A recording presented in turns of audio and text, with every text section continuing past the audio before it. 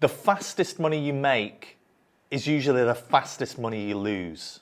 According to a study by the CFA Institute, nearly half of Gen Z have made a trade based on FOMO. And most of those trades, you guessed it, are in meme coins. And the result is this dopamine roller coaster of easy come and easy go. But with the strategy I'm about to show you, you could be 20xing your long-term wealth instead.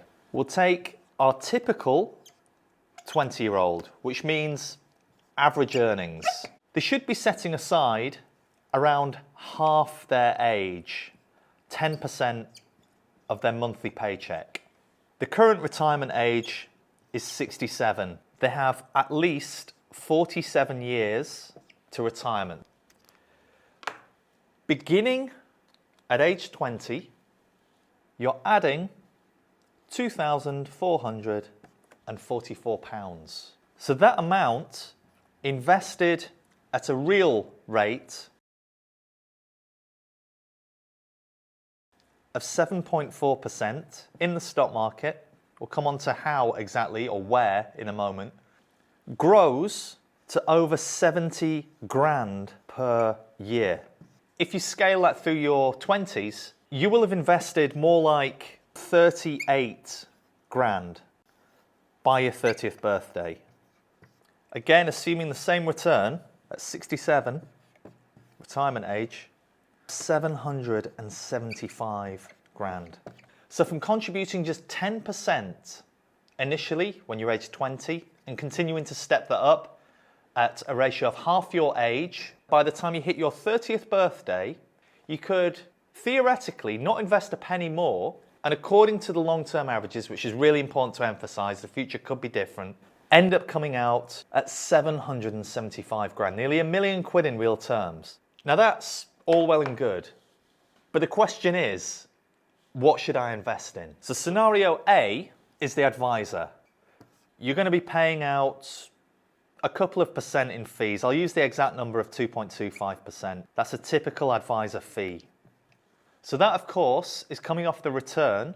So you're earning more like 5.25%. The difference that makes is rather than turning, or that 38 grand becoming 775k at retirement, you come out with just 315k, the equivalent of 460 grand in fees to leave you with 315. And that is why I'm on this mission to educate you all away from taking that lazy, dirty default option. Scenario B, do it yourself in an ETF, contributing the same amount, 10% of your age every year of your 20s. You will have set aside 38 grand by the time you hit your 30th birthday. On average money, remember. So you could be earning more or contributing more. It's entirely up to you. You come out with the full amount, 775k. ETFs don't have those advisor fees, which added up to about 2.25% every single year. The fees are more like this. If you take the S&P 500 tracker, for example, 0.07% per year. I think it still compounds or adds up to about 20 grand over the course of your investing career. But in the grand scheme of things, this is a heck of a lot better than that. Duh. But remember, to retire comfortably, per the other video that I put together, 1.5 million.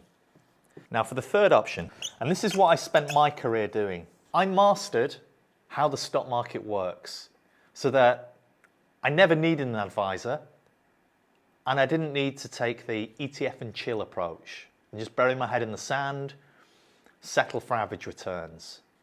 If you can add an extra 2% per year, 2.1 to be exact, your £38,000, dollars, what have you, invested at a rate of no longer 7.4, we're adding 2.1, you're getting a real return of 9.5%.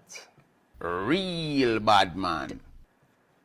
So compounding that over the same term, So through until you're from 20 until 67, retirement age, 47 years. This will turn in to £1.75 million. You've literally just added over £1 million in real terms to your retirement by learning one skill. Now here's the kicker. That was just in your 20s. If you never invested another penny beyond your 30th birthday, you could still retire with well over £1.5 million, locked in for life. Once you understand this game, you'll never play it the same way again.